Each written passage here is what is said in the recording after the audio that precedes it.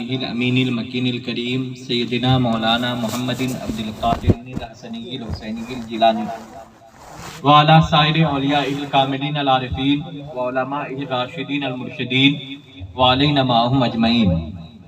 قد قال اللہ تعالی تبارک فی القرآن المجید والفرقان الحمید قد انزل اللہ الیکم ذکرا رسولا صدق اللہ مولانا العظیم وصدق رسولہ النبی الکریم صلی اللہ تعالی علیہ وسلم.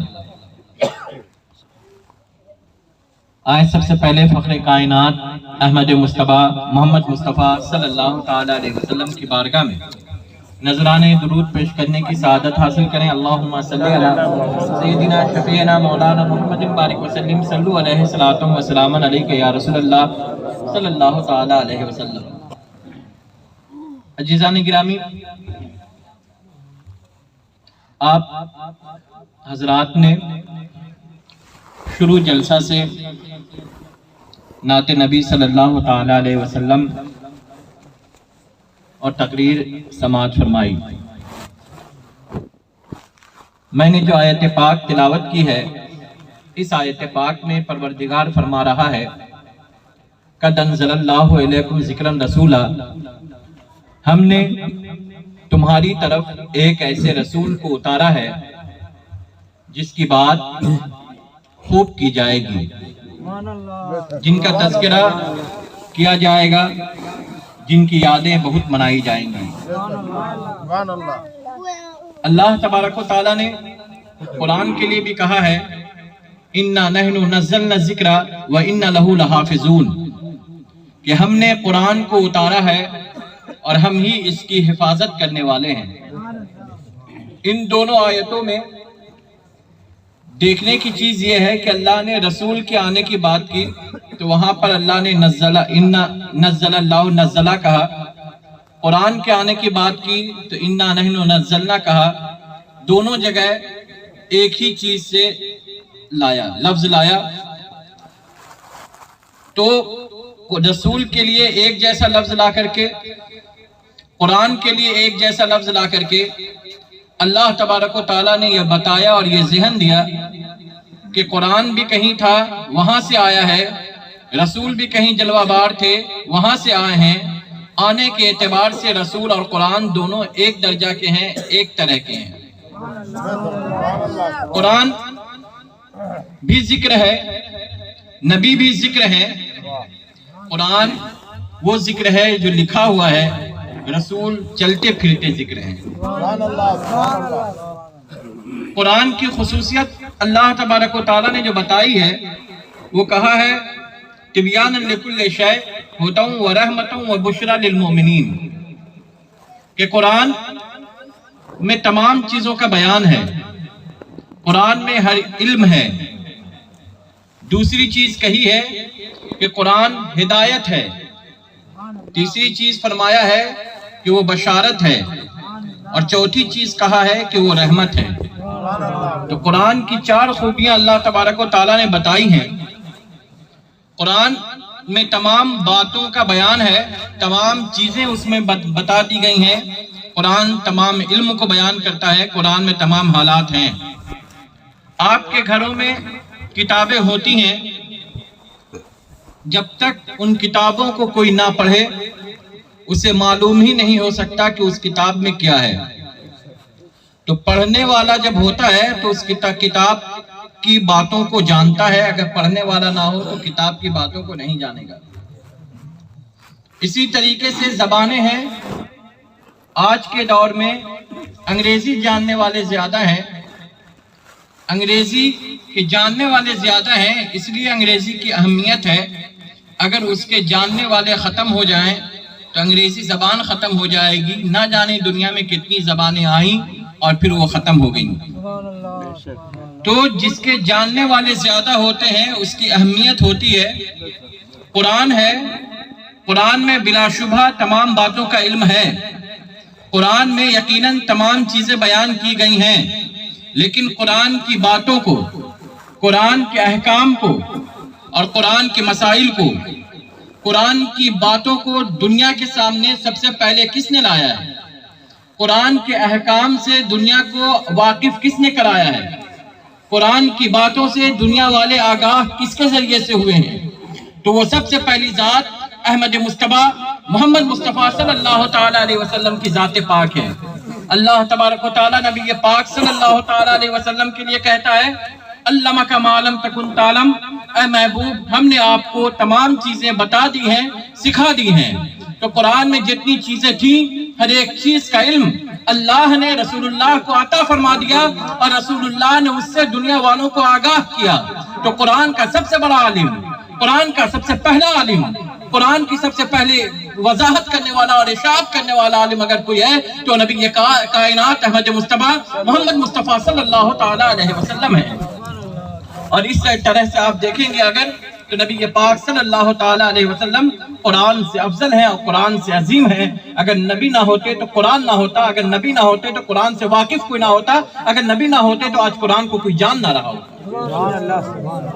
اسی طریقے سے اللہ تبارک و تعالیٰ نے قرآن کے لیے کہا ہے کہ قرآن ہدایت ہے۔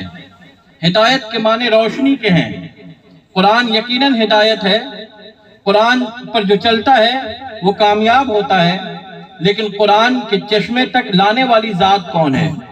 قرآن کے پانی سے لوگوں کو سیراب کس نے کیا ہے؟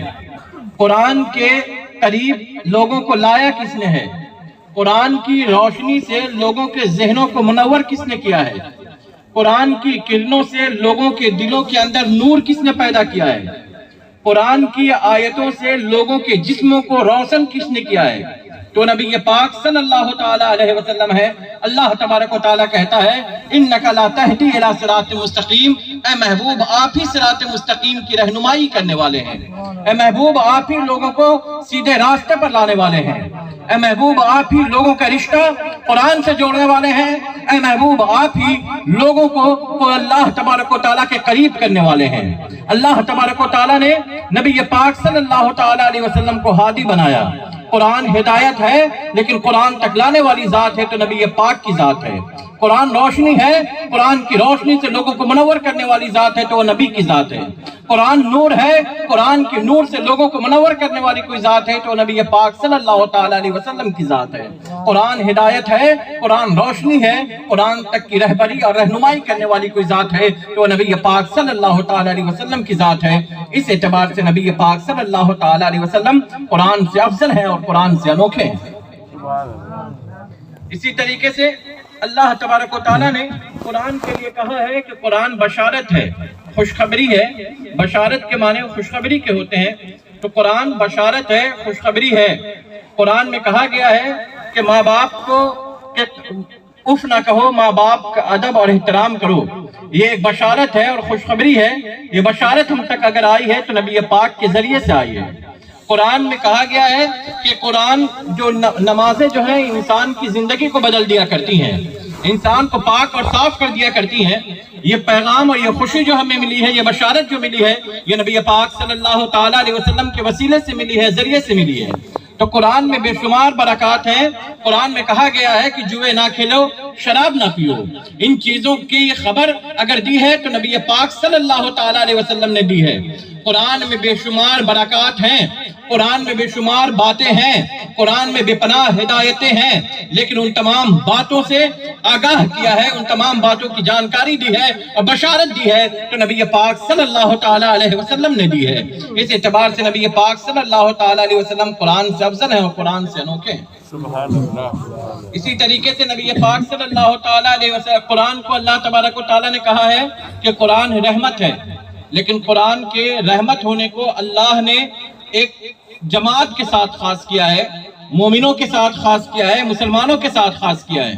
اللہ نے کہا ہے کہ قرآن رحمت ہے، لیکن وہ رحمت جو ہے صرف مسلمانوں کے لیے ہے۔ قرآن دل کے سکون کا ذریعہ ہے، لیکن ہے کس کے لیے؟ مومنوں کے لیے ہے۔ قرآن راحت دل ہے، کس کے لیے ہے؟ مسلمانوں کے لیے ہے۔ قرآن انسان کو راحت بھری زندگی دیتا ہے، کسے دیتا ہے؟ جو قرآن کے قریب ہے، جو قرآن کو مانتا ہے۔ تو قرآن رحمت ہے، قرآن سکون کا ذریعہ ہے، قرآن چین کا ذریعہ ہے، قرآن اطمینان کا سامان ہے، لیکن ایک خاص طبقے کے لیے ہے، اور وہ طبقہ مسلمان ہے، مومن ہے۔ لیکن نبی پاک صلی اللہ تعالیٰ علیہ وسلم کی جب بات آتی ہے تو اللہ تبارک و تعالیٰ نے نبی پاک صلی اللہ تعالیٰ علیہ وسلم کی رحمت کو ایک مسلمانوں کے ساتھ خاص نہیں کیا، مومنوں کے ساتھ خاص نہیں کیا۔ اللہ نے نبی کائنات صلی اللہ تعالیٰ علیہ وسلم کی رحمت کو عام رکھا۔ مسلمان ہیں ان کے لیے بھی نبی رحمت ہیں، کافر ہیں ان کے لیے بھی نبی رحمت ہیں، جانور ہے اس کے لیے بھی نبی رحمت ہے، پہاڑ ہے اس کے لیے بھی نبی رحمت ہے۔ اللہ نے جو جو چیزیں بنائی ہیں، اللہ نے جن جن چیزوں کو وجود دیا ہے، ان تمام چیزوں کے لیے نبی پاک صلی اللہ تعالیٰ علیہ وسلم رحمت ہے، ان تمام چیزوں کی جینے کا ذریعہ ہے، ان تمام چیزوں کی حیات کی وجہ ہے۔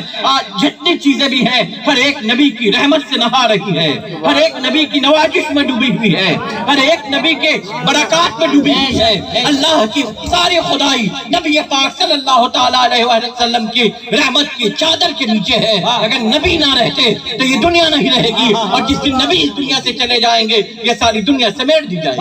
نعرہ تکبیر، نعرہ رسالت، عظمت مصطفیٰ، عظمت مصطفیٰ، اولاد مصطفیٰ۔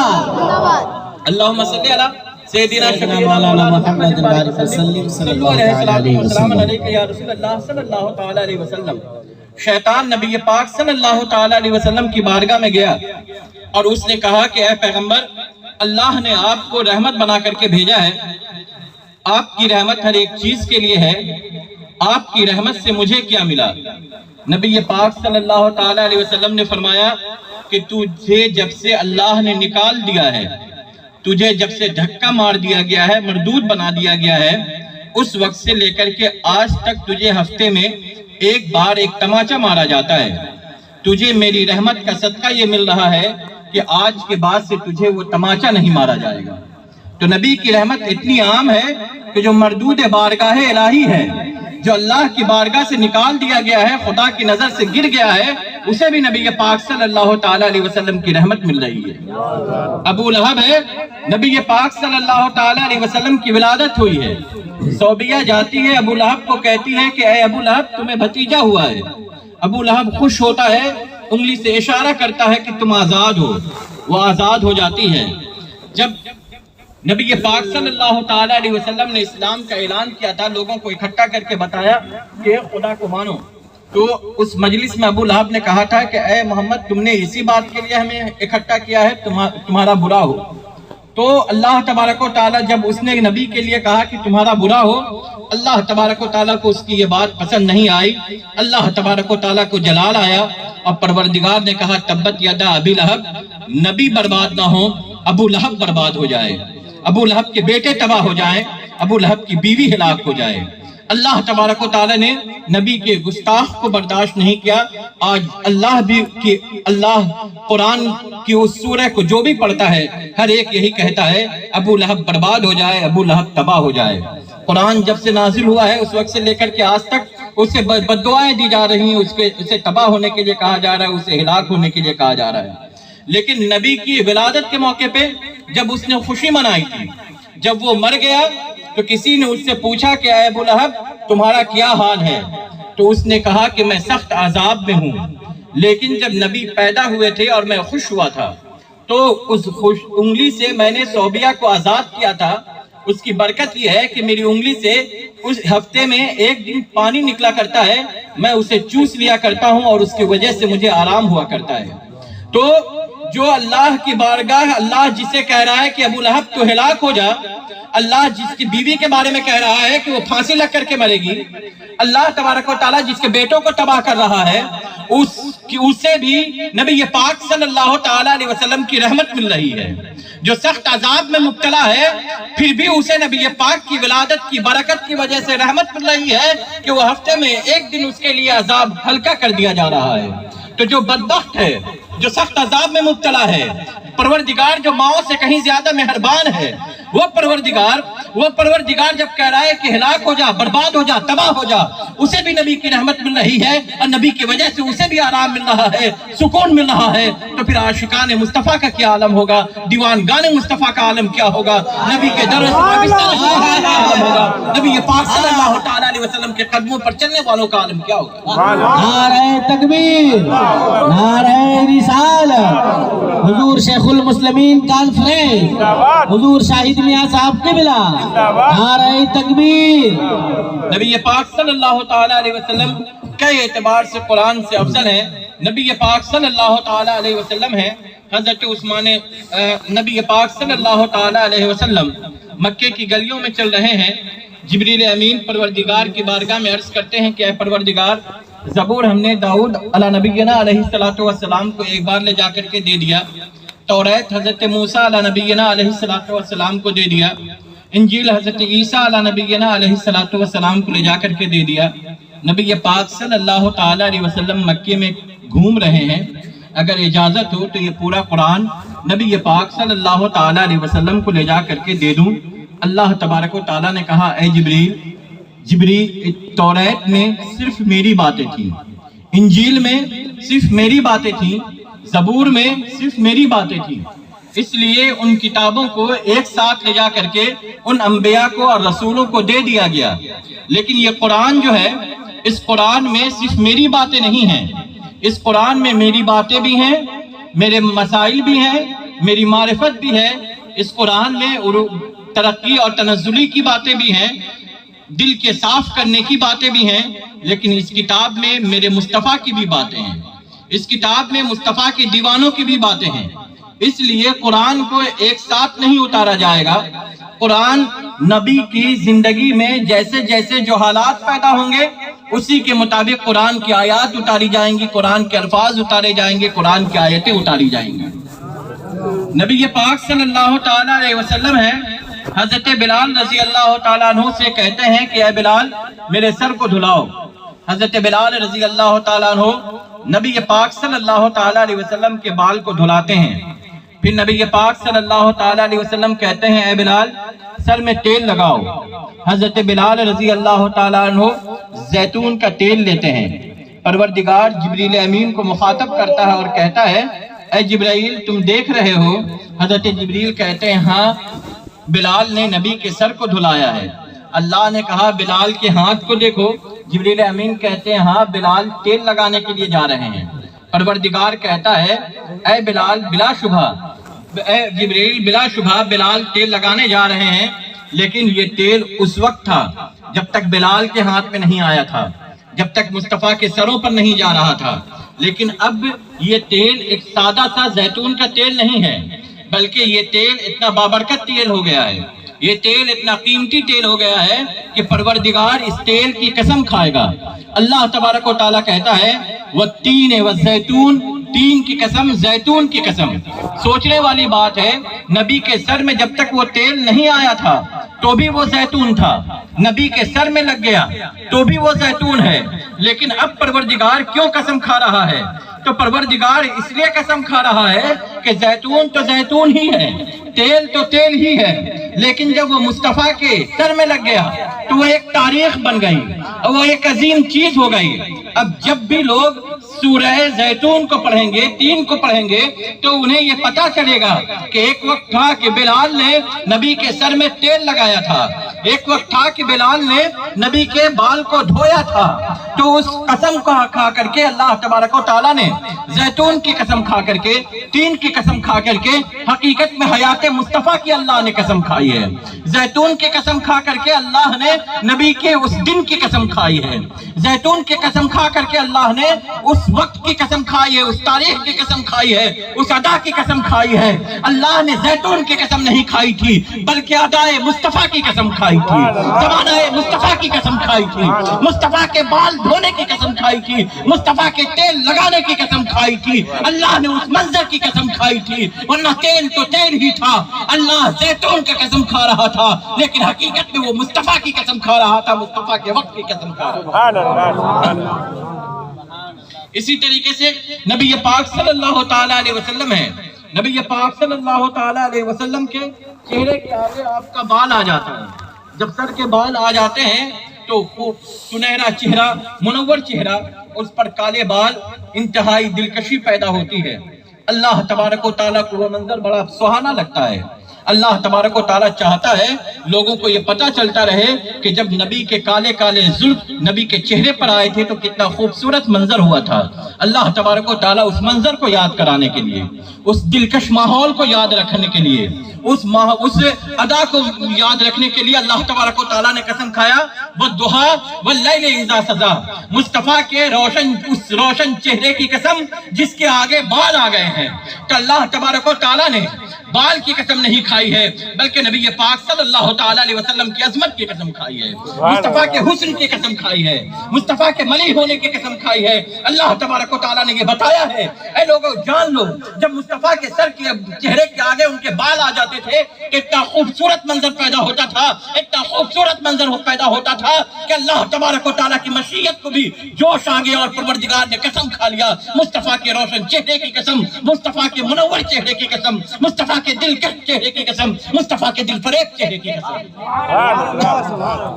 اللہم صلی علی سیدنا شفیعنا مولانا محمد بارک وسلم صلو علیہ الصلوۃ والسلام علیک یا رسول اللہ صلی اللہ تعالی علیہ وسلم.